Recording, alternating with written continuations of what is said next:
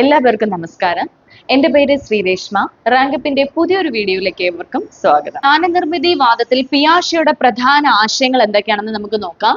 ഒന്നാമതായിട്ട് പറയുന്നത് ഇദ്ദേഹത്തെയാണ് father of constructivism എന്ന് വിളിക്കുന്നത്. വൈജ്ഞാനികവാദം, ജ്ഞാനനിർമ്മിതി വാദം, ബുദ്ധിവാദം, ഭൗതികവാദം എന്നിവയുടെ എല്ലാം പിതാവായിട്ട് വിളിക്കപ്പെടുന്ന അല്ലെങ്കിൽ കണക്കാക്കപ്പെടുന്ന വ്യക്തിയാണ് ജീൻ പിയാഷെ എന്ന് പറയുന്നത്.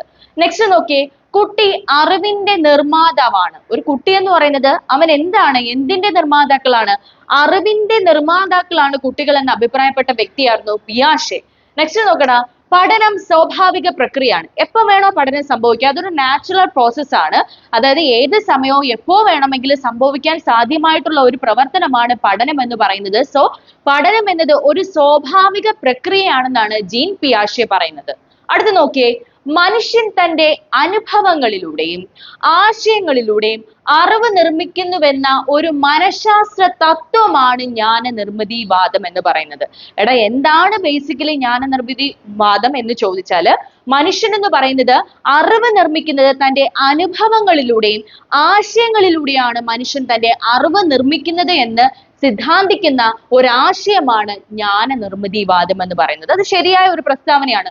നമ്മൾ ഓരോരുത്തരും നമ്മൾ ഓരോ സാഹചര്യത്തിലും ഓരോ കാര്യങ്ങൾ അറിവുണ്ടാക്കിയെടുക്കുന്നത് നമുക്ക് കിട്ടിയ അനുഭവങ്ങളിലൂടെയും നമുക്ക് പലയിടത്തു നിന്ന് ലഭ്യമായ ആശയങ്ങളെയും കോർത്തിണക്കിയാണ് ഒരു വ്യക്തിയിൽ എന്തുളവാക്കപ്പെടുന്നത്, അറിവെന്ന ആശയം ഉളവാക്കപ്പെടുന്നത് എന്ന് പറഞ്ഞ വ്യക്തിയാണ് ജീൻ പിയാഷെ. സോ ആ ആശയത്തെ മൊത്തത്തിൽ നമ്മൾ വിളിക്കുന്ന പേരാണ് ജ്ഞാനനിർമ്മിതി വാദം. അടുത്ത പോയിന്റ് നോക്കിയേ, കുട്ടി ഏകാഗിയായ ഗവേഷകനാണ്. കുറേ വട്ടം പരീക്ഷകളിൽ കണ്ടുവന്ന ഒരു മേഖലയാണ്. കുട്ടി ഏകാഗിയായ ഗവേഷകനാണെന്ന് പറഞ്ഞത് ആര്? ജീൻ പിയാഷെയാണ് പറഞ്ഞിട്ടുള്ളത്. കുട്ടി ഏകാഗിയായ ഗവേഷകനാണ് എന്ന് പറഞ്ഞിട്ടുള്ളത്. ഓക്കെ, അടുത്ത നോക്കിക്കേ, കുട്ടി അനുഭവങ്ങളിലൂടെ അറിവ് നിർമ്മിക്കുന്നു. നമ്മൾ നേരത്തെ പറഞ്ഞ സെയിം സാധനം തന്നെയാണ്. അനുഭവങ്ങളിലൂടെയും അതുപോലെ ആശയങ്ങളിലൂടെയുമാണ് കുട്ടി അറിവ് നിർമ്മിക്കുന്നത്. ഇത്തരത്തിൽ രൂപപ്പെടുന്ന ആശയമാണ് ജ്ഞാനനിർമ്മിതി വാദം എന്ന് പറയുന്നത്. ആഗ്രഹത്തോടെ നടക്കുന്ന പ്രവർത്തനമാണ് പഠനം. അതായത് നമ്മൾ പഠിക്കുക എന്ന് പറയുന്നത് നമുക്ക് തോന്നണം, അല്ലെങ്കിൽ നമ്മൾ നമ്മുടെ ഇഷ്ടത്തോടു കൂടി അല്ലെങ്കിൽ ഇച്ഛാപൂർവം നടക്കുന്ന പ്രവർത്തനമാണ് പഠനമെന്ന് വിശേഷിപ്പിച്ച വ്യക്തിയാണ് ജീൻ പിയാഷെ. ശ്രദ്ധിക്കുക, നോട്ട് ചെയ്യുക. ഇച്ഛാപൂർവം നടക്കുന്ന പ്രവർത്തനം എന്ത്? That is we called learning, പഠനം. ഇച്ഛാപൂർവം, നമ്മൾ ആഗ്രഹത്തോടു കൂടി ഇഷ്ടത്തോടു കൂടി നടത്തുന്ന പ്രവർത്തനമാണ് പഠനം. നമ്മൾ എപ്പോഴാണോ പഠിക്കാൻ തയ്യാറാകുന്നത് അപ്പോഴാണ് നമ്മൾ പഠനം സാധ്യമാകുന്നത് എന്ന് പറഞ്ഞിട്ടുള്ളത് ആരാണ്? ക്ലാസ്സുകൾ റിപ്പീറ്റ് ചെയ്ത് കണ്ടിട്ടുള്ളവർക്കാണെങ്കിൽ അത് കൃത്യമായിട്ട് മനസ്സിലാവും എന്ന് പറഞ്ഞത്. അതായത് റെഡിനെസ്, എപ്പോഴാണോ കുട്ടി പഠിക്കാൻ തയ്യാറാകുന്നത് അപ്പോൾ പഠനം നടത്തണമെന്ന് വിശേഷിപ്പിച്ച വ്യക്തിയാണ് തോണ്ടേക്ക് എന്ന് പറയുന്ന ആള്. നിങ്ങൾക്ക് അത് മനസ്സിലായില്ല എന്നുണ്ടെങ്കിൽ ആ തിയറിയിൽ നേരെ ആ ക്ലാസ്സിലേക്ക് പോകുക, അപ്പൊ അതിന്റെ ആശയങ്ങൾ വ്യക്തമായി കിട്ടും. അടുത്ത പോയിന്റ് നോക്കിയേ, വൈജ്ഞാനിക വികാസം നടക്കുന്നത് അനുരൂപീകരണം, സംയോജനം എന്നീ പ്രക്രിയകൾ വഴിയാണ്. എങ്ങനെയാണ് നമ്മുടെ ഭൗതികമായിട്ടുള്ള വികാസങ്ങൾ നടക്കുന്നത്? അനുരൂപീകരണം വഴിയും സംയോജനം വഴിയാണ് നമ്മുടെ വൈജ്ഞാനിക വികാസ പ്രവർത്തനം നടക്കുന്നത് എന്നാണ് ജീൻ പിയാഷെ പറയുന്നത്. എന്താണ് അനുരൂപീകരണം, എന്താണ് സംയോജനം എന്ന് കഴിഞ്ഞ ക്ലാസ്സിൽ വ്യക്തമായി പറഞ്ഞിട്ടുണ്ടായിരുന്നു. ഇത് മനസ്സിലാകാത്തവരുണ്ടെങ്കിൽ ദയവ് ചെയ്ത് കഴിഞ്ഞ ക്ലാസ്സിലെ വീഡിയോ കാണുക. എങ്കിൽ മാത്രമേ ഇത് ക്ലിയർ ആയിട്ട് അതിന്റെ വിത്ത് എക്സാമ്പിൾ സഹിതം മനസ്സിലാകത്തുള്ളൂ. അപ്പൊ നോക്കുക, എന്താണ് വൈജ്ഞാനിക വികാസം നടക്കുന്നത്? ഏതൊക്കെ പ്രവർത്തനം വഴിയാണ്? അനുരൂപീകരണം വഴിയും സംയോജനം വഴിയുമാണ്. അടുത്ത നോക്കിയേ, വളരെ പ്രധാനപ്പെട്ട മറ്റൊരു പോയിന്റ് ആണ്, കുട്ടി ഒഴിഞ്ഞ പാത്രമല്ല. ചോദ്യങ്ങൾ രണ്ട് രീതിയിൽ വരും. കുട്ടി ഒഴിഞ്ഞ പാത്രമാണോ അല്ലെങ്കിൽ കുട്ടി ഒഴിഞ്ഞ പാത്രമല്ലേ എന്ന് രണ്ട് രീതിയിൽ ചോദിക്കാം. കുട്ടി ഒഴിഞ്ഞ പാത്രമാണോ അല്ലെങ്കിൽ കുട്ടി ഒഴിഞ്ഞ പാത്രമല്ല? കുട്ടി ഒഴിഞ്ഞ പാത്രമല്ല എന്ന് പറഞ്ഞത് കുട്ടി ഒരു ഒഴിഞ്ഞ പാത്രം അല്ല എന്ന് വിശേഷിപ്പിച്ച വ്യക്തിയാണ് ജീൻ പിയാഷെ. എന്നാൽ ഇവിടെ നിന്ന് വന്ന മറ്റൊരു ചോദ്യം, എങ്കിൽ കുട്ടി ഒഴിഞ്ഞ പാത്രം ആണെന്ന് വിശേഷിപ്പിച്ചത് ആര്? ആരാണ് കുട്ടി ഒഴിഞ്ഞ പാത്രം എന്ന് പറഞ്ഞത്? ബിഹേവിയറിസ്റ്റുകളാണ്. അതായത് വ്യവഹാരവാദികളാണ് അഭിപ്രായപ്പെട്ടത്.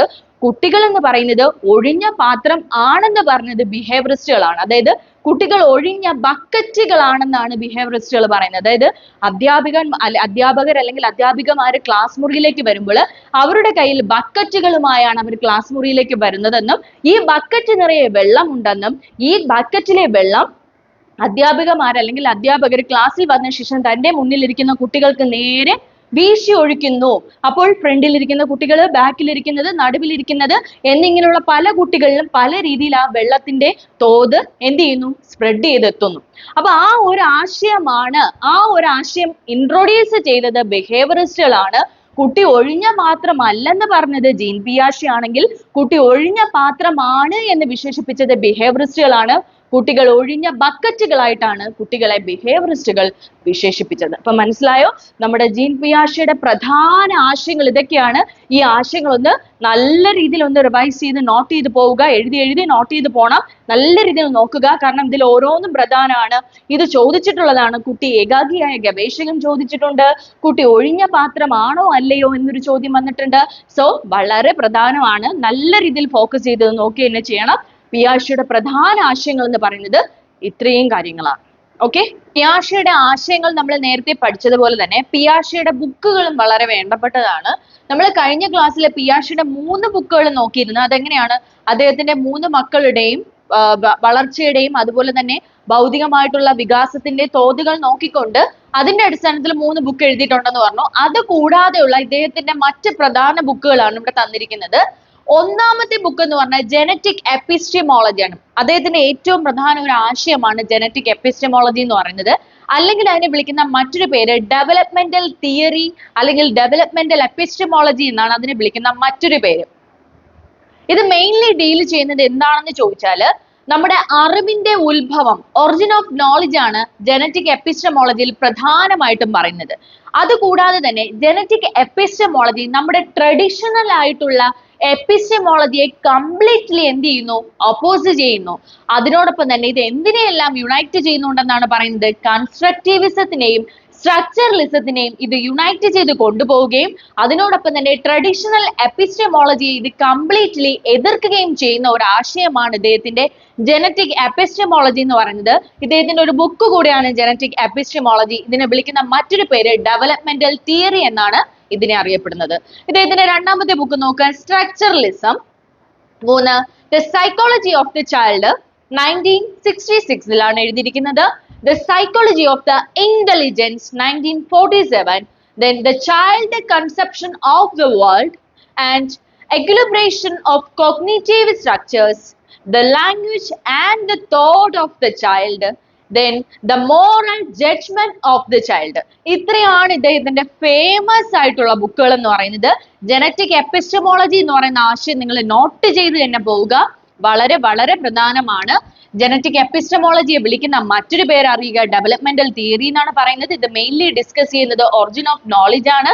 ആൻഡ് ഇത് ട്രഡീഷണൽ എപ്പിസ്റ്റമോളജിയെ പൂർണ്ണമായിട്ട് എതിർക്കുകയും ഇത് എന്തിനെയൊക്കെ അനുകൂലിക്കുന്നു അല്ലെങ്കിൽ എന്തിനെല്ലാം യുണൈറ്റ് ചെയ്യുന്നു എന്ന് ചോദിച്ചാൽ കൺസ്ട്രക്റ്റിവിസത്തിനെയും സ്ട്രക്ചറലിസത്തിനെയും യുണൈറ്റ് ചെയ്ത് കൊണ്ടുപോകുന്ന ഒരു ആശയമാണ് ജനറ്റിക് എപ്പിസ്റ്റമോളജി എന്ന് പറയുന്നത്. അടുത്തതായിട്ട് നമ്മൾ നോക്കുന്നത് പിയാഷെയുടെ സാൻമാർഗിക വികാസ ഘട്ടങ്ങളാണ്.